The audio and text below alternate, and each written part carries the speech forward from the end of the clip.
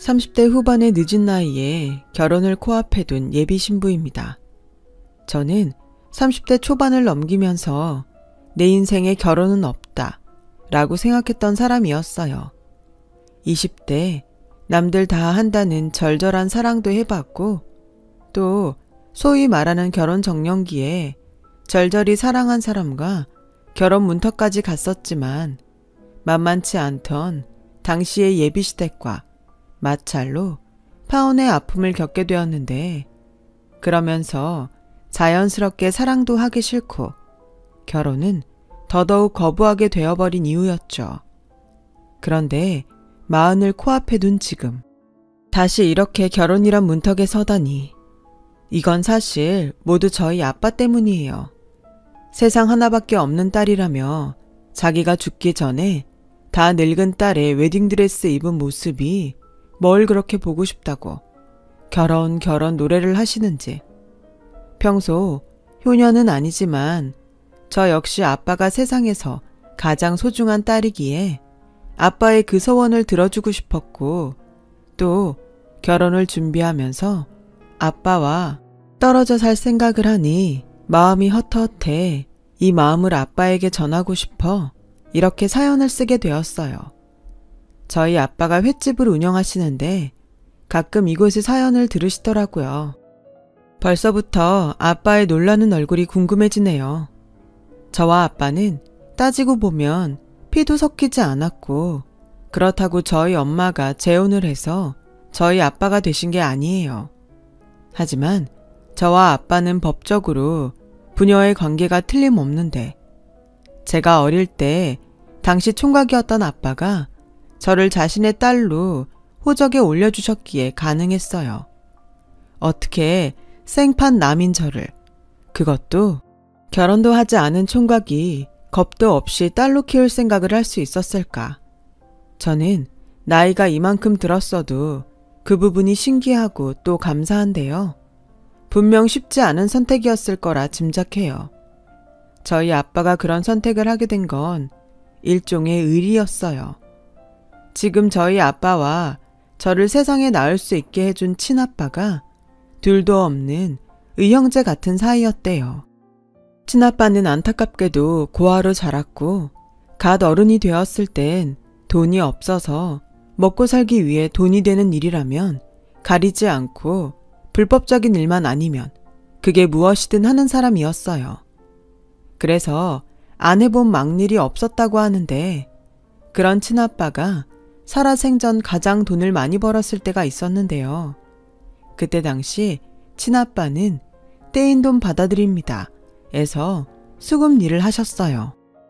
가끔은 판자촌 같은 불법 건축물을 철거하는 데 동원이 되기도 하고 종종 바람을 피는 남편이나 아내의 뒷조사도 했다는데 맹세코 남의 몸에 상처를 내는 일은 없었다고 했어요. 에이, 그걸 어떻게 알아? 내가 증인이다. 형님은 옛날로 치면 의적 같은 사람이었어. 돈 벌어서 고아원에 찾아가 기부도 하고 학비 없어서 공부 못하는 애들 도와주고 어디 재난 났다고 하면 돈도 보태고 가서 며칠씩 봉사도 하고 왔다니까. 저는 알아요. 아빠의 말이 모두 사실이라는 것을요. 지금도 또렷이 기억이 나요. 제가 6살 크리스마스 이브 저녁이었는데요. 저희 친아빠는 저를 데리고 동네 빵집에 가셨는데 제가 크리스마스 케이크를 고르고 있는 동안 어떤 집의 아이와 아이 아빠가 작은 실랑이를 벌이고 있었어요. 저보다 1살이나 2살 정도 어린 여자아이는 크리스마스니까 케이크가 먹고 싶다고 떼를 쓰고 있었고 그 아이의 아버지로 보이는 남자는 지갑에 돈이 없어서 아이에게 다른 빵을 고르라고 회유를 하고 있었어요. 아이는 막무가내로 울고 저는 그 모습을 물끄러미 쳐다봤던 기억이 나는데 그때 저희 아빠가 저에게 다가와 케이크 다 골랐어? 어느 게 제일 맛있을까? 라고 말을 했고 하얀 생크림 케이크를 골랐는데 아빠가 비슷한 케이크로 2개를 달라고 하셨어요. 그리고 그 아이에게 크리스마스라 주는 선물이라며 케이크가 담긴 상자를 건네시는데 그 아이가 어찌나 환하게 웃는지. 그리고 그 아이의 아버지는 연신 저희 아빠에게 고맙다며 지금 가지고 있는 돈이라도 모두 주겠다고 하는 것을 저희 아빠가 한사코 거절하시더라고요. 아빠, 아까 왜 그랬어? 그 애가 불쌍해 보였어? 아니, 크리스마스잖아. 크리스마스엔 원래 모두가 행복한 날이거든. 아빠는 그 애가 행복했으면 좋겠어서 선물을 한 거야. 그때 저는 아빠의 그 말을 듣고 마음이 따뜻했던 기억이 지금도 생생히 남아있어요. 이제는 아빠의 모습도 가물가물한데 그때 아빠의 목소리와 느꼈던 감정은 아마 평생 잊지 못할 것 같아요. 좋은 사람 옆엔 좋은 사람이 있다고 하잖아요. 지금 제 곁을 든든하게 지켜주는 아빠는 저희 친아빠처럼 돈이 없어서 그리고 불공평한 세상에 대한 일종의 객기로 어둠의 세계에 발을 담갔는데 저희 친아빠가 데리고 다니면서 아이러니하게도 그렇게 좋은 일을 많이 하고 다니셨대요. 그래서 한 번은 저희 아빠가 친아빠한테 묻기를 형님은 이렇게 봉사하는 걸 좋아하면서 왜 우리 일을 그만두지 않으세요? 죄책감 때문에 봉사를 하시는 거예요? 처음엔 돈을 많이 줘서 시작했고 지금은 나 같은 무른 깡패도 있어야 누군가는 그래도 덜 고통스럽지 않을까 해서 그만 못 두는 거지. 에이, 그런 말이 어딨어요. 중간에서 형님이 깨지시잖아요. 그래서 그 덕에 국밥집 사장님이 우리한테 국밥 2그릇이나 줬잖아. 그것도 특으로. 그리고 우리한테 배고플 때 언제든 오라고 약속한 거 기억 안 나? 평생 공짜밥을 먹게 생겼는데 그 정도는 아무것도 아니지. 그때는 지금의 저희 아빠는 친아빠의 그 말을 듣고 황당하고 어이가 없어서 눈만 깜빡깜빡 거리셨는데 나중에 생각하니 친아빠의 그런 생각이 너무나 존경스러워 당신의 평생의 롤모델로 저희 친아빠를 삼았다고 하셨어요. 그래서 그 후로 아빠는 친아빠를 따라 그렇게 봉사를 많이 다니셨다는데 현재도 그 봉사활동을 이어서 하시고 계시니 그 자부심이 정말 대단하세요. 그리고 제가 7살이었던 어떤 무더운 여름 비극적인 소식이 전해졌는데요. 친아빠가 찻길에서 어린 꼬마를 구하다 그대로 대형 트럭에 치여 세상을 떠났다는 소식이었어요. 엄마는 울고 기절하고를 반복했고 또 며칠은 먹지도 않고 아무 말도 하지 않으며 거의 죽은 사람처럼 지냈어요. 어느 날 무슨 일인지 엄마는 백화점에서 예쁜 옷을 사서 저를 입혀주더니 다음날 제가 잠에서 깨고 일어나 보니 엄마는 집을 나가고 없었고 저는 그 후로 엄마의 모습을 영영 보지 못했어요. 가끔 그날의 일을 악몽으로 꿀 때가 있어요. 지금도 그 꿈에서 깨어나 보면 얼마나 울었는지 베개가 축축해져 있는데 그 막막한 공포 속에 혼자 덩그러니 남겨진 저를 발견한 건 지금의 아빠였고 모든 사실 확인이 끝난 아빠는 그 순간 세상에서 가장 슬프고 불행한 아이에게 세상에서 가장 따뜻한 손을 내밀어주며 이렇게 말씀하셨어요. 가연아, 많이 무서웠지? 이젠 삼촌이 우리 가연이 지켜줄게. 가연아, 삼촌이랑 같이 살자. 삼촌은 우리 가연이가 같이 살아주면 너무 행복할 것 같아. 삼촌, 그럼 삼촌이 이제부터 가연이한테 아빠 같은 사람이 되어줄 거야? 그럼 가연이 아빠는 너무 대단한 사람이라 삼촌이 많이 부족하지만 가연이 하나는 무슨 일이 있어도 행복하게 해줄 수 있어. 그럼 엄마는? 엄마도 행복하게 해줄 수 있어? 아니, 엄마는 아빠가 아니면 행복할 수 없나 봐. 왜? 그럼 엄마는 영영 안 와? 영영 올 수 없는 곳으로 가버렸대. 아빠가 너무 보고 싶어서. 그때는 아빠의 그 말을 이해하지 못했어요. 하지만 크면서 점차 그 말이 어떤 말이었는지 알게 되었고 누가 그러라고 시킨 건 아니지만 저도 아빠도 엄마에 대한 이야기를 하는 것은 무슨 금기 같은 일로 여기며 말을 하지 않게 되었죠. 아빠는 쉽지 않은 일이었지만 오랜 시간이 걸려 저를 자신의 호적에 올렸고 그러는 과정에서 하던 일을 모두 정리하시고 완전히 새 사람이 되었어요. 그때부터 아빠는 여러 가게에서 일을 배우며 지금의 횟집 일을 하게 되었고, 스스로 생각해도 웃기지만 칼이 손에 너무 착착 감겨 어쩔 수 없이 운명처럼 횟집 일을 평생의 일로 생각하게 되셨대요. 저는 그렇게 고아해서 아빠의 하나밖에 없는 딸이 되었고, 아빠는 열심히 일을 해서 제가 고등학교에 들어갈 즈음 지금의 가게를 인수하며 사장님이 되셨는데요. 그날 아빠가 얼마나 좋아하던지 저를 키우며 끊었던 소주를 저희 친아빠 사진을 앞에 두고 저 몰래 마시는데 아빠의 혼잣말에 하마터면 저도 눈물이 터질 뻔했어요. 형님, 잘 보고 있죠? 내가 우리 가연이 잘 키운다고 했잖아요. 형님, 나 이만하면 형님한테 진 빚 절반은 갚은 겁니다.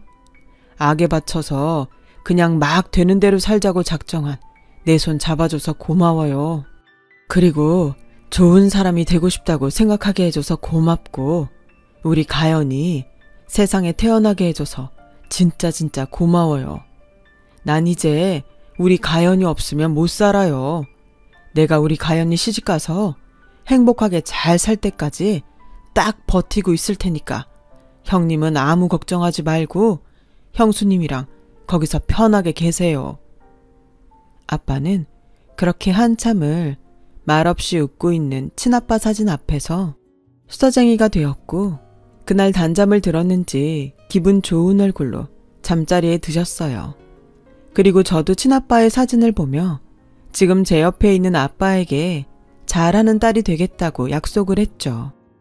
그 약속이 제 인생의 버팀목이 되어 저는 원하는 대학 현대무용과에 수석으로 입학하는 행운을 얻었고, 장학금이라는 선물로 아빠를 기쁘게 해드릴 수 있었어요.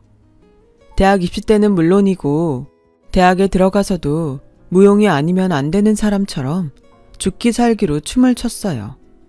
대학 졸업작품을 준비하는 중 어이없는 사고로 계단에서 발목이 꺾이는 일이 있었어요. 대수롭지 않게 생각한 작은 부상은 점점 부어오르면서 예사롭지 않았고, 마침 천만다행으로 대학병원이 있어서 급한 대로 응급실을 찾았는데, 거기서 한때 운명이라고 믿었던 남자를 만나게 되었어요. 골절인데요. 다행히 수술까지는 안 해도 될 것 같은데 깁스는 해야겠네요. 깁스를요? 그럼 그건 얼마나 걸리는데요? 사람마다 뼈가 붙는 시기가 좀 다른데 통상적으로 1달에서 2달은 조심해야죠. 그래도 천만다행이네요. 저기 더 빨리는 안 될까요? 제가 무용을 하는 학생인데 졸업작품 준비를 해야 하거든요. 글쎄요. 제가 부러진 뼈를 딱 붙이는 능력은 없어서. 근데 괜히 무리하면 시간은 더 오래 걸려요. 마음은 알겠지만 환자분 몸도 좀 생각해줘요. 저는 젊은 남자 의사의 말에 속으로 남의 속도 모르고 태평한 소리 하네 라고 생각했어요. 얼마나 중요한 일인데. 그래서 저는 의사가 하지 말라는 무리를 하며 어떻게든 공연을 해보려 애를 썼고, 의사의 말대로 저의 회복은 늦어질 대로 늦어졌어요. 거의 포기할 무렵 그제야 예전처럼 나아지는 듯 보이더라고요. 그런데 제가 마지막 진료를 받던 그날, 그 남자 의사는 저에게 이런 말을 했는데요. 그땐 그 말이 너무 설레서 집에 와서도 한참을 그 말을 생각했어요. 말 안 듣는 환자라 우리 참 오래 봤는데 이젠 못 보게 생겼네요. 졸업작품은 어떻게 됐어요? 물어본다는 걸 매번 까먹었네. 다행인지 불행인지 딱 보름 남았어요. 어제부터 조금씩 연습하고 있는데 아무래도 예전 같진 않네요. 죽기 살기로 연습해도 모자랄 판에 큰일이죠 뭐. 아, 근데 그거 알아요? 뼈는 한번 부러지면 예전보다 훨씬 단단해져요. 그렇다고 막 무리하라고 하는 소리는 아닌데 후회하지 않았으면 좋겠어서. 열심히 해요. 그래도 아직 시간이 있잖아요. 다치면 뭐 내가 또 고쳐주면 되죠. 저는 별뜻 없이 한 말이었는데 이 남자의 말에 위안을 얻었고, 매일 시간이 부족하다고 생각했던 저를 반성하며 이제라도 할 수 있는 최선을 다하자고 저를 다독였죠. 그 결과 졸업작품으로 하게 된 공연을 무사히 끝낼 수 있었어요. 교수님들에게 더 없는 칭찬도 많이 받았고요. 그리고 좋은 일은 계속 좋은 일을 부르는지 저는 바라던 국립현대무용단에 들어가게 되었는데 저처럼 현대무용을 하는 사람이라면 이곳에 가는 것이 목표이고 꿈인 곳이라 저도 그렇고 저희 아빠도 얼마나 좋아했는지 몰라요. 그러다 좋아하는 아빠의 얼굴을 보면서 왜인지 모르게 그 정형외과 남자의사가 생각이 나더라고요. 어쩐지 그 사람의 말에 용기를 낸 이후로 이 모든 것들이 이루어진 것이 아닐까 하는 생각에 망설이다 용기를 내서 다시 병원을 찾아갔어요. 또 보네요. 병원에서 보는 건 그렇게 좋은 일은 아닌데 이번엔 어디가 아파서 왔어요? 오늘은 아파서 온 게 아니라 고마워서 왔어요. 그때 선생님은 별 뜻 없이 하신 말일 수도 있는데 저 덕분에 공연도 무사히 했고 또 이번에 들어가고 싶었던 무용단에 들어가게 됐거든요. 감사해요. 축하해요. 난 또 어딜 다쳤나 걱정했네. 정말 잘 됐어요. 그리고 나야말로 고마워요. 이렇게 다시 나 보러 와줘서. 사실 마지막 진료 볼 때 망설였거든요. 뭘요? 차 한 잔 밖에서 마시자고 말하고 싶었거든요. 저는 뜻밖의 말에 조금 놀랐어요. 그리고 그 마음은 제 얼굴에 그대로 표현이 되었는지 남자는 서둘러 미안해요. 당황했죠? 이래서 그때 말 안 한 건데. 네, 우리 밖에서 차 마셔요. 그리고 밥도 먹어요. 정말요? 그래도 돼요? 네. 저는 제 앞에서 수줍어하며 기뻐하는 남자를 보고 기분이 묘하게 좋았어요. 어쩌면 나도 이 사람에게 호감이 있었구나 생각할 정도로요. 그리고 그날을 시작으로 저와 그 사람은 특별한 사이가 되었고 약 3개월 정도 요즘 말로 썸을 타다가 연인 사이가 되었어요. 저도 그렇고 남자친구도 연애 경험이 그다지 없어서 저희는 늘 서로 잘해주려고 노력했습니다. 또 누가 먼저랄 것도 없이 배려를 했는데 그래서 3년을 만나는 동안 싸우는 일은 일어나지 않았고 저는 이런 감사한 행복이 언제까지고 계속되었으면 하는 바람이 있었는데 만약 제가 결혼을 하게 된다면 하는 생각을 할 때면 목에 가시가 걸린 듯 딱 하나 걸리는 일이 있었어요. 저와 저희 아빠의 관계가 평범하지 않고 아빠에겐 과거가 있다 보니 현실적인 고민을 하지 않을 수 없었죠.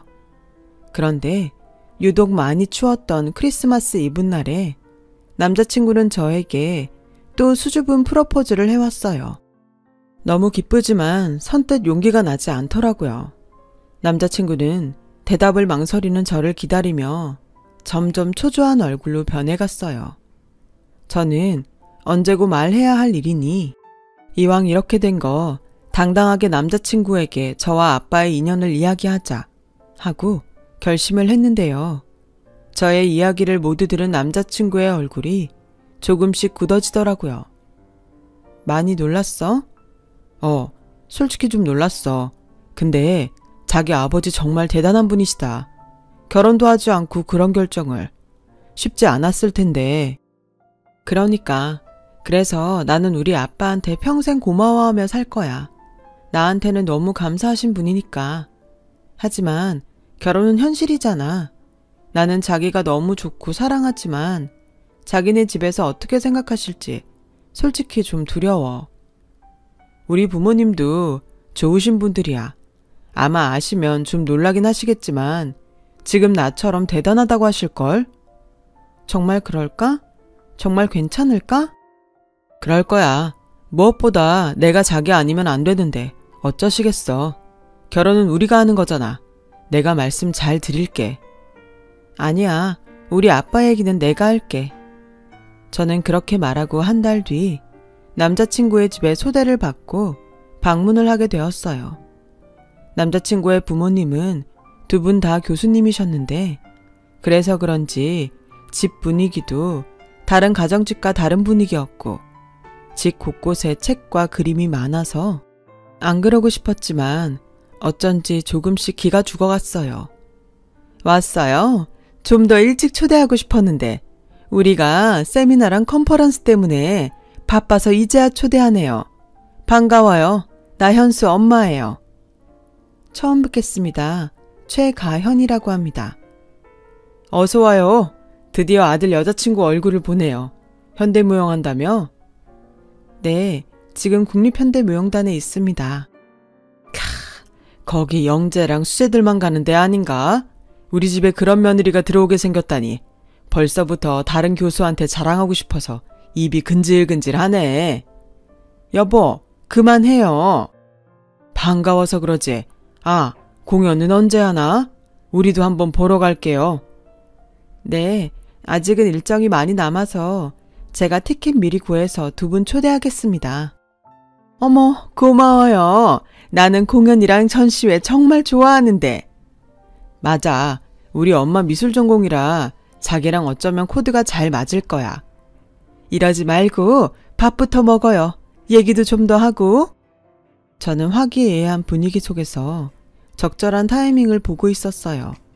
그리고 이윽고 그의 어머니 입에서 저희 집에 대한 질문이 이어졌고 저는 지금인가 싶은 생각에 마음을 다잡고 저희 아빠의 이야기를 해드렸어요. 그러자 딱딱하게 굳어버린 그의 어머니의 얼굴이 제 눈에 들어오더군요.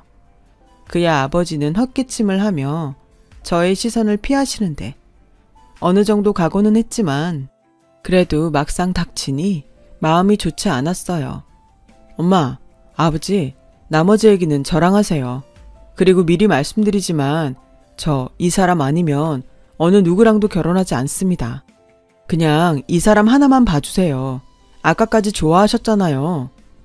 그야, 그때는 그런 집인 줄 몰랐잖아. 아무리 잘났어도 어떻게 깡패 전적이 있는 사람이 키운 딸을 며느리로 들이니? 게다가 지금은 횟집을 한다고? 난 비린내면 딱 칠색인데. 여보, 왜요? 내가 틀린 말 한 건 없잖아요. 당신은 괜찮아요? 지금 나만 그래요? 저기 초면에 죄송하지만 말씀이 좀 지나치신 것 같아요. 놀라시고 반감이 드는 것까지 뭐라고 할 순 없지만 제가 그런 말을 듣기는 좀 불쾌하네요. 저희 아빠 정말 좋으신 분이세요.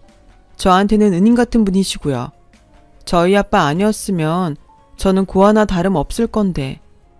차라리 고아인 게 낫지. 내가 그냥 사람 하나만 보고 선심 썼다고 하면 되니까. 근데 이건 집안끼리 너무 차이가 나잖아. 불쾌해도 어쩔 수 없어요. 이게 현실이니까. 엄마, 시끄러.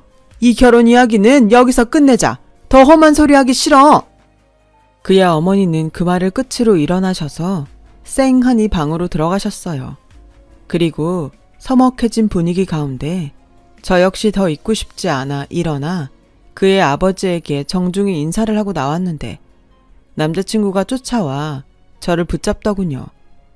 자기야, 설마 다른 생각하는 거 아니지? 처음부터 힘들 수도 있다고 생각했어. 모두가 내가 바라는 대로 나랑 우리 아빠를 바라봐 줄 수는 없으니까. 근데 솔직히 좀 기분은 나쁘다. 어머님 말씀이 너무 나한테 상처가 되네. 우리 여기서 그만두는 게 좋지 않을까? 저는 그렇게 남자친구에게 헤어지자고 했어요. 마음은 아팠지만 저로 인해 아빠가 상처받는 일은 만들고 싶지 않으니까요.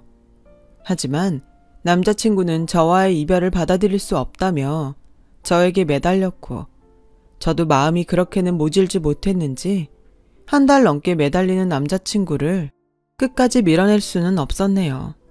그래서 집안에서 반대하는 연애를 좀 더 이어갔고 남자친구의 집에서는 남자친구를 선을 봐서 장가를 보낼 생각이셨나 봐요.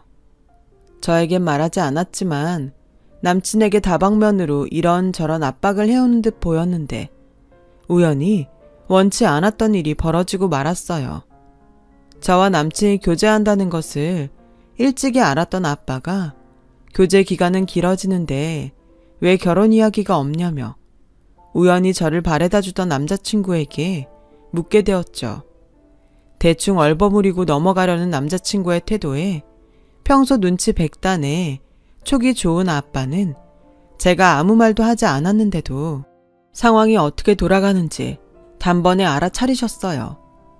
그쪽 집에서 반대해? 아빠 때문에? 아니야. 아빠는 괜히 넘겨짚고 그래. 니네 얼굴에 딱 써있다. 그리고 전에 일부러 물어보지는 않았지만 너 그 집에 인사 가고 한동안 그 친구랑 헤어졌었잖아. 그건 괜찮아. 말해봐. 뭐가 문제인지 알아야 극복을 하지. 저는 집요하게 물어보는 아빠에게 어쩔 수 없이 남자친구 집에서 반대한다는 말을 하게 되었어요. 아빠도 분명 예상하셨을 거예요.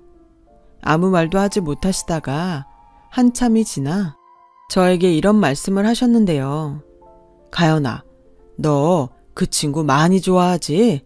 아빠는 그 친구 참 좋더라. 직업이 의사라 그런 게 아니고 사람이 선해서 좋아. 아까도 둘이 우리 집 앞에 딱 서 있는데 얼마나 잘 어울리는지 선남선녀가 따로 없더라. 무슨 말 하려고 그래? 이상한 말 하지 마. 그 집에서 오히려 고하면 괜찮다는 거야? 아빠, 나 아빠 딸이야. 고아 아니잖아. 왜 그런 말을 해? 아무리 아빠 핏줄 아니라고 해도 나 아빠 딸이라며. 그래, 넌 죽을 때까지 내 딸이야. 그럼 누가 뭐래도 평생 넌 내 딸이지. 근데 네가 행복할 수 있다면 그깟 서류 내가 얼마든지 만들어줄 수 있어. 결혼식장에 네 손 못 잡고 들어가는 건 속상해도 너 행복하게 사는 모습 볼 수 있으면 그걸로 충분해. 그만해. 난 죽어도 그럴 생각 없어. 그깟 결혼 안 하면 그만이야. 아빠랑 나랑 왜 부녀지간으로 이렇게 같이 살 수 있는 건데. 우리가 법으로 부녀지간이니까 그런 거잖아. 남남인데 아빠랑 딸이라고 우길 수 있어? 난 싫어. 두 번 다시 혼자가 되는 일은 싫다고.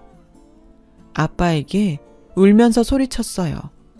어릴 때 혼자 남겨진 그 기억 때문인지 아빠의 마음을 알면서도 화가 났고 저희 모습에 아빠는 미안하다면서 자기가 생각이 짧았다고 저를 다독여줬는데 눈물은 쉽게 멈추지 않았어요. 그리고 며칠 후 늘 똑같은 일상이었어요. 공연 준비로 바쁜 저에게 남친은 간식거리를 하나를 안고 들어오더니 조금 상기된 얼굴로 저에게 다가와 이렇게 말했어요. 아버지가 상견례 한번 하자고 하시네. 뭐? 어머니는? 아직 그것까지는 모르겠는데 아버지가 걱정하지 말고 날짜 잡으래. 그때 자세한 이야기 하자고. 우리 이제 결혼할 수 있어. 정말? 믿어도 돼? 그럼 우리 아버지가 평소에는 물은 편인데 한번 마음을 정하면 바꾸는 일이 없으시거든. 엄마도 아버지 그런 점을 제일 무서워하셔. 한번 화내시면 엄청 무섭거든. 무슨 심경의 변화인지 모르겠지만 그래도 어머님보다는 호의적이셨던 그의 아버지 선택에 감사한 마음을 가졌어요. 그리고 집에 돌아가 아빠에게 상견례 이야기를 했고 아빠는 환하게 웃으시며 자기는 언제고 괜찮다며 저에게 이젠 아무 걱정할 것이 없다며 기뻐하셨어요.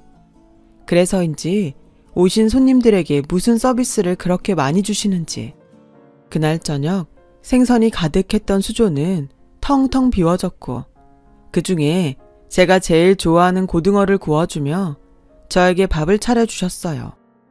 왜? 우리 딸은 그 좋은 생선 다 두고 이걸 좋아하나? 참치도 있고 광어도 있는데. 난 세상에서 아빠가 구워주는 고등어가 제일 맛있어. 아빠가 나 처음으로 집에 데리고 와서 해준 게 고등어잖아. 그야, 그때는 돈이 없으니까 그랬지. 지금은 원하면 원 없이 먹여줄 수 있는데. 난 그때 먹은 고등어가 세상에서 가장 맛있었어. 원래 무용하면 먹는 거 조절해야 하는데 아빠가 힘 딸리면 안 된다고 흰 쌀밥에 고등어 엄청 먹였잖아. 내가 그거 빼느라고 연습을 얼마나 많이 했는 줄 알아? 그래서 지금 이렇게 훌륭한 무용수가 됐잖아. 아빤 우리 딸이 춤출 때가 가장 예쁘더라. 고마워, 아빠. 힘든데 나 지금까지 가르치고 키워줘서. 고맙긴. 아빠가 너 키우면서 얼마나 행복했는데. 이런 딸이 공짜로 생겼는데 로또도 이런 로또가 없지. 아빠, 내가 앞으로도 효도 많이 할게. 지금이라도 연애하고 결혼도 해. 혼자 있지 말고. 됐네요. 다 늙어서 무슨. 외롭잖아. 아빠 걱정하지 말고 너나 잘 살아. 그 시어머니 될 분이 뭐라고 해도 좀 참고. 알았지? 그게 아빠 도와주는 거야. 네가 가서 성질 획 내면 그게 아빠 망신 주는 거다. 그래도 알았어. 노력할게. 저와 아빠는 당장이라도 제가 시집을 가는 듯 삼겹살을 구우며 소주잔을 기울였어요. 아빠와 이런저런 이야기를 하니까 정말로 이젠 내가 시집을 가는구나 싶은 생각도 들었고요. 그렇게 보름 뒤 상견례 날짜가 정해졌고 저는 조금 긴장한 상태로 날짜를 기다렸죠. 상견례를 일주일 앞두고 갑자기 남자친구가 사정이 생겼다면서 상견례를 당장 그날 저녁에 할 수 없겠냐고 물어왔어요. 하필이면 아빠가 주변 상인 사람들과 1박 2일로 남이섬에 놀러간 날이라 어려울 것 같다고 이야기했는데 소식을 들은 아빠는 지금 자기가 노는 것이 중요하냐며 당장 집으로 오시겠다고 하시더라고요. 그렇게 예정보다 빨리 상견례를 하게 되었는데 아무래도 멀리 있다 급히 오시는 거라 아빠는 도착이 늦어지셨어요. 남자친구 부모님과 저는 우선 저희끼리 식사를 하며 이야기를 하기 시작했고요. 아무리 일정을 당긴 거라고 하지만 상견례 자리에 늦는 건 예의가 아니지. 당신이 내일 갑자기 지방에 미팅이 있다고 하는 바람에 이렇게 됐잖아. 기다려. 기다리고 있잖아요. 말도 못해요. 그러게 나는 싫다는 걸 굳이 하겠다고? 이미 얘기 끝났잖아. 당신 다른 말하기 없기야. 알았다고요. 근데 그 약속은 분명한 거예요? 뭐 확실한 증거가 있어야 믿지. 증거요? 무슨... 저는 남자친구 어머니 말에 이상한 생각이 들어 저도 모르게 말이 나왔어요. 그러자 거기 앉아있는 사람들이 조금 당황하는 얼굴이 되었고 슬슬 불안해지는 가운데 그의 어머니가 더는 못하겠다는 듯 이야기를 시작하셨어요. 난 못하겠네. 그리고 우리가 왜 얘한테 쉬쉬해요? 얘, 니네 아버지가 너 우리 아들이랑 결혼만 시켜주면 너 파양해서 자기랑 남남으로 하기로 약속했어. 뭐 너한테는 결혼 전까지 비밀로 해달라고 했다는 것 같은데 왜 우리가 너한테 그런 수고를 해야 하니? 막말로 고아 며느리도 못마땅스러운데. 뭐라고요? 당신 그만해. 애들이 좋다고 하는 결혼이고 당신이랑 내 욕심 때문에 기꺼이 그러겠다고 약속하신 분이야. 이제 와서 다른 말 할 필요 없어. 여보, 지금이라도 다시 생각해요. 우리 아들 의사의 부교수인데 얼마나 좋은 기회가 많아? 얘 스펙 가당치도 않지. 당신은 우리 아들이 아깝지도 않아요? 엄마, 나 가연이 아니면 결혼 안 해요. 그래, 지금은 그렇겠지.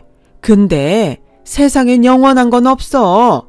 니네들이 지금 내가 반대하니까 절절하지? 그것도 시간 지나면 언제 그랬나 싶을 거다. 근데 조건은 안 그래. 시간이 지나도 조건은 조건이야. 그럼 현명하게 생각해야지. 사람들이 왜 이렇게 감성적이야? 저기요. 됐다. 저기 찾지 마. 내 마음이 이렇다는 건 너도 이미 알고 있었잖아. 여기까지 나도 큰맘 먹고 나온 거니까 너 이 결혼 하고 싶으면 아무 말 하지 마라. 남자친구의 어머니 말에 이 결혼 안 해도 된다는 말을 하려고 했어요.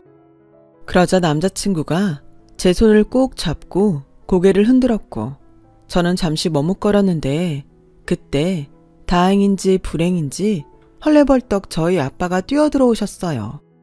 죄송합니다. 다 왔는데 서울에서 차가 막혀서. 네, 괜찮습니다. 일방적으로 날짜를 당긴 건 저인데요. 저희야말로 죄송합니다. 아닙니다. 그래도 이런 중요한 자리를. 알긴 아시네. 어머, 옷이 그게 뭐야? 옷도 없는 거야? 아, 양복으로 갈아입고 왔어야 했는데 제가 양복을 수선에 맡겨서. 근데 저기. 뭐요? 이 집 사람들은 저기를 왜 이렇게 많이 찾아? 그때였어요. 저희 아빠와 그의 어머니 얼굴이 딱 마주쳤고 이상한 기류가 흐르더니 저희 아빠의 얼굴에서 어이가 없다는 듯한 표정을 읽을 수 있었어요. 그리고 무엇보다 불만에 가득 차서 할 말 못할 말 가리지 않았던 그의 어머니가 입을 꾹 닫고 고개를 숙이고 있는데 저뿐만 아니라 남자친구와 그의 아버지도 이 상황이 이상하다고 느끼는 눈치였어요. 그때였어요. 저희 아빠가 이상해진 분위기 속에 먼저 말을 꺼내셨어요. 애들 결혼 허락해 주셔서 정말 감사합니다. 아닙니다. 불쾌하셨을 텐데 저희 의견 받아주셔서 저희가 감사하죠. 아, 본의 아니게 따님이 알았어요. 저희 부주입니다. 그렇군요. 아빠, 나는 분명히 말했어. 난 절대 그런 결혼은 안 할 거야. 고아가 돼서 젖은 며느리가 되느니 그냥 평생 아빠 딸로 늙어 죽을 거야. 제 딸이 이렇게 고집이 셉니다. 그래서 그 조건은 못 들어드릴 것 같은데 현수 어머님 괜찮으시죠? 그래도 약속은 약속인데. 약속이요? 저기 현수 아버님, 제가 뜬금없지만 제 얘기를 좀 해도 될까요? 그때 안 한 얘기가 좀 있어서요. 그때는 중요하지 않아서 얘기를 안 했는데 지금은 중요한 얘기인 것 같네요. 하세요. 무슨 얘기신지. 여보, 우리 시간 없어요. 그냥 하기로 한 거 빨리 하고 집에 가요. 나 전시회 낼 그림도 남아서 바쁜데. 그림? 아, 미술 전공이라고 하셨던가요? 예전에 제가 알던 사람도 그림을 참 좋아했어요. 특히 화투장에 있는 그림을 참 좋아했죠. 얼마나 좋아하면 눈을 감고도 그릴 정도였다니까요. 근데 그림을 제법 그리긴 했어요. 그리고 자기도 나중엔 꼭 그림 그리는 사람이 되고 싶다고 해서 제가 불쌍한 마음에 그 여자한테 달린 빚을 다 갚아줬죠. 사실 저랑 결혼을 하기로 한 여자였거든요. 근데 빚을 다 갚아주니까 그 여자가 없어졌어요. 방방곡곡 얼마나 찾아다녔는데 정말 찾을 수가 없더라고요. 그런데 그렇게 찾을 수 없던 여자를 기가 막히게 여기서 보게 되네요. 다 늙어서 욕심만 가득한 얼굴로. 아빠는 남자친구 어머니의 얼굴을 똑바로 보며 말했어요. 그러자 그의 어머니 얼굴은 백지창처럼 하얗게 질렸죠.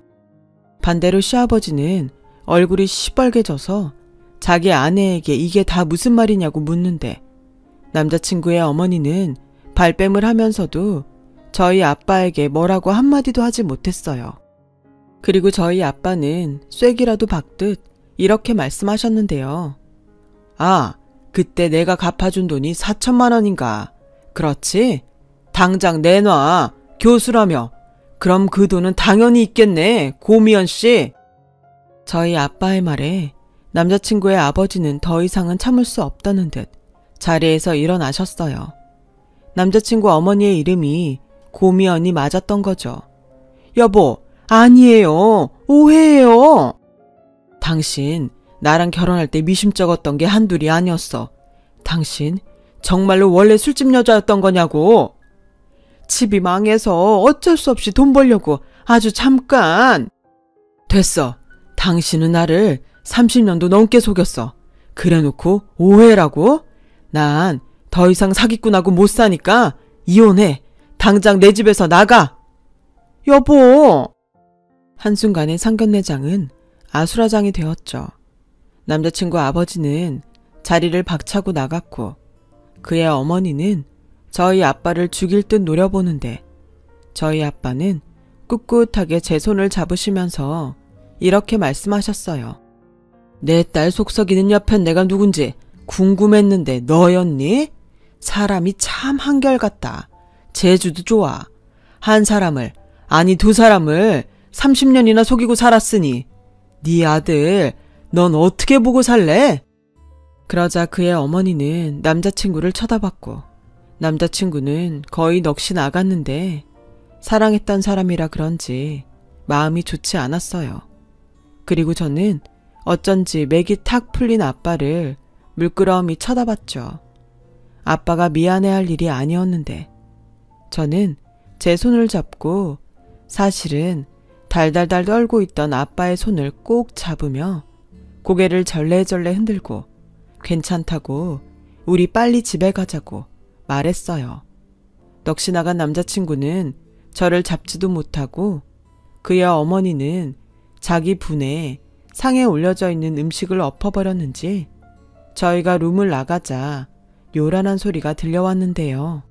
저는 남자친구에겐 미안하지만 이미 엎어진 혼사에 더는 마음을 두지 않기로 했어요. 그리고 그 여파로 마음이 복잡한 아빠에게 저는 온 신경을 다 썼습니다. 하루라도 빨리 다시 예전의 아빠로 돌아왔으면 하는 바람으로 일부러 농담을 하며 아빠 마음의 안정이 될 때까지 갖은 노력을 하며 지냈는데 어느 날 연습을 하다 발목이 삐끗한 동료가 남자친구가 있던 병원을 다녀왔다면서 저에게 자기 남친 병원 옮겼어? 병원에 이름이 없더라? 라고 말했고 저는 사정이 있어서 파혼을 하게 되었다고 사실을 이야기했어요. 그러자 동료들은 파혼을 한 저의 사연이 궁금한 듯 몇 번 저에게 무슨 일이 있었냐고 물어봤는데 저는 그때마다 말하고 싶지 않아서 대충 얼버무리게 되더군요. 그래서인지 저는 서서히 동료들과 거리가 생기기 시작했어요. 마음은 무겁고 동료들과는 멀어지니 제대로 춤도 출 수가 없게 되었고 어떻게든 억지로라도 안 되는 것을 되게 하려고 욕심을 부리다 예전에 부러졌던 발목을 다시 다치고 말았어요. 하필 그 순간 왜 남자친구가 했던 말이 떠올랐는지 부러졌던 뼈는 튼튼하다는 그 말이 저를 더욱 아프게 만들었고 아무리 튼튼해도 욕심을 부리고 무리를 하면 결국 견딜 수 없다는 걸 저는 제 발목을 통해 알게 되었어요. 그리고 그 일을 시작으로 저는 단원에서 중요한 공연에 설 수 없게 되었어요. 결국엔 단원에서 사실상 해고를 당해 집에서 쉬게 되었죠. 아빠는 괜찮다고 다음에 더 좋은 기회가 있을 거라고 저를 위로했지만 워낙 경쟁이 심한 무용세계에 저는 모든 전의를 잃어버렸어요. 앞으로 어떻게 살아야 할까 고민을 하다 저보다 먼저 단원을 나간 선배의 권유로 6개월 뒤 학원에서 아이들을 가르치게 되었어요. 처음엔 내가 아이들을 잘 가르칠 수 있을까? 두렵기도 했지만 아이들과 지내다 보니 어느새 두려움보다 즐거움이 커지더라고요. 아이들의 밝은 에너지 덕에 저도 천천히 다시 예전에 밝았던 저로 돌아갈 수 있었어요. 저는 30을 넘겼고 아빠는 다시금 제가 누군가 만나 좋은 인연을 맺었으면 하는 눈치였는데 선뜻 어떤 말을 하기엔 쉽지 않아 제 눈치만 보셨어요. 저는 그런 아빠에게 결혼은 이제 생각도 없고 그냥 아빠랑 평생 행복하게 살고 싶다고 말을 했는데 세상은 참 얄궂게 저에게 또 한 번의 인연을 보내주셨어요. 바로 예전에 저와 절절히 사랑했던 그 사람을요.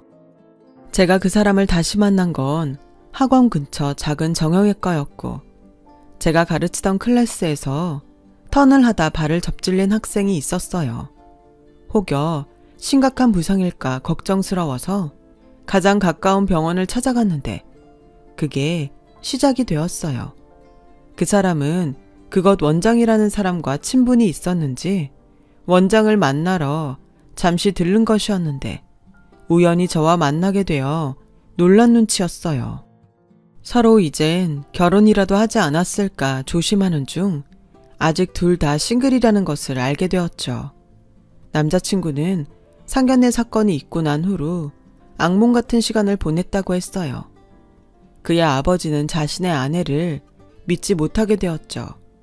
떳떳하지 못한 그의 어머니는 이럴 거면 제대로 재산 분할하고 이혼을 하자고 했다는데 그 뒤 돈 때문에 지저분한 법정 싸움을 벌였다는군요. 결국 아버지의 완승으로 그 가정은 깨지고 말았다고요. 워낙 체면이라면 죽고 못 사는 그의 아버지셨기에 그는 아버지와 함께 몇 년 외국에 있다가 얼마 전 돌아왔답니다. 선배가 자신의 병원에서 일해볼 생각이 없냐고 해서 얼굴을 보고 공손히 거절하려고 찾아온 거였는데 저를 만나게 되었다고 하더라고요. 나 그 병원에서 다음 달부터 일하기로 했어. 왜? 거절하려고 했다면서. 거기서 자기를 다시 만났잖아. 나 자기 한 번도 잊은 적 없어. 잡을 수 없어서 나타나지 못했을 뿐이지. 근데 포기가 안 되더라. 정말 자기가 아니면 안 될 것 같더라고. 물론 쉽지 않겠지만 시간이 아주 많이 걸려도 되니까 나한테 기회를 다시 주지 않을래? 한번 사랑했던 사람이라 그런지 저는 머리로는 아니라고 수없이 말했지만 가슴이 저릿해오면서 이미 그에게로 향해버렸죠. 조심스럽지만 제 마음이 향하는 대로 그 사람을 받아주게 되면서 지금은 파혼했던 이 남자와 다시 결혼을 준비하고 있네요. 한번 아픈 경험도 있으니 결혼은 하지 않고 연애만 하면 어떨까 생각했었는데 저희 아빠는 다시 남자친구를 만났다는 사실을 안 후로 결혼 타령을 하루도 빠지지 않고 하셨어요. 마치 저를 빨리 결혼시키고 싶어 안달이 난 사람처럼요. 사랑하면 결혼을 해야지. 무슨 연애만 해. 됐고 아빠도 이제 다 늙은 딸 좀 치우고 편하게 살자. 응? 뭐? 늙은 딸? 너 내일 모레면 40이잖아. 중년이야. 그래도 그렇지. 무슨 아빠가 딸한테 그런 말을 해. 그리고 여태 나 때문에 불편했어? 솔직히 좀 그랬지. 아빠도 이제 꽃구경도 좀 하고 편하게 살자. 꽃구경은 무슨. 네가 몰라서 그렇지. 아빠 꽃 엄청 좋아한다. 내 핸드폰에 꽃사진이 얼마나 많은 줄 알아? 몰라. 그래. 어디 한번 보기나 하자. 그래? 자, 봐봐. 채가연꽃이라고 이 세상에 하나밖에 없는 꽃이다. 저는 아빠의 핸드폰 사진을 보고 울컥해서 울음이 터지고 말았어요. 아빠의 핸드폰엔 저희 사진이 빼곡하게 들어있었거든요. 하나같이 제가 웃고 있는 사진들이었는데 사진만 봐도 제가 얼마나 행복한지 한눈에 알 수 있었어요. 아빠가 애지중지 키운 꽃 가연아. 가서 남편 사랑 많이 받고 활짝 피어라. 저는 아빠의 그 말에 완전히 KO가 되어 남자친구와 결혼을 결심했어요. 이제 얼마 후면 진짜 결혼을 해서 아빠 곁을 떠나는데 꼭 하고 싶은 말이 하나 있어요.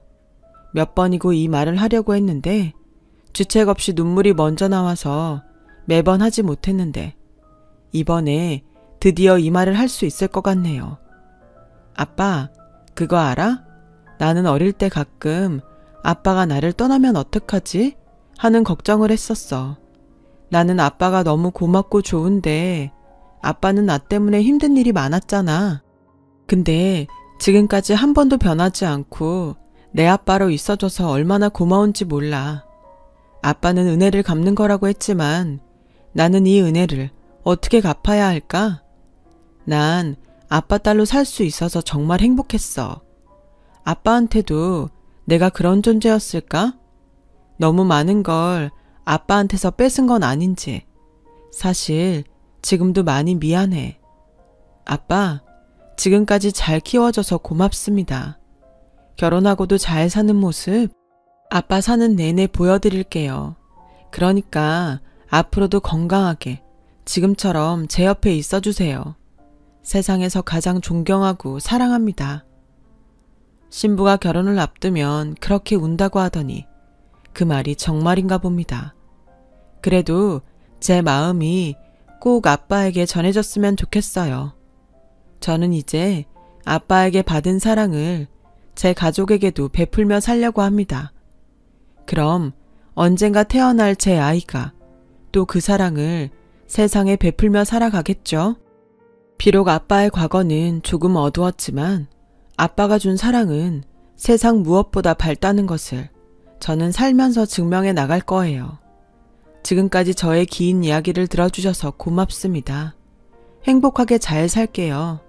여러분들도 행복한 내일이 늘 함께 하시길 기원합니다. 여러분, 사연 댓글에 응원과 현명한 조언 부탁드려요. 좋아요와 구독은 저에게 큰 힘이 됩니다. 오늘도 좋은 일 가득하세요.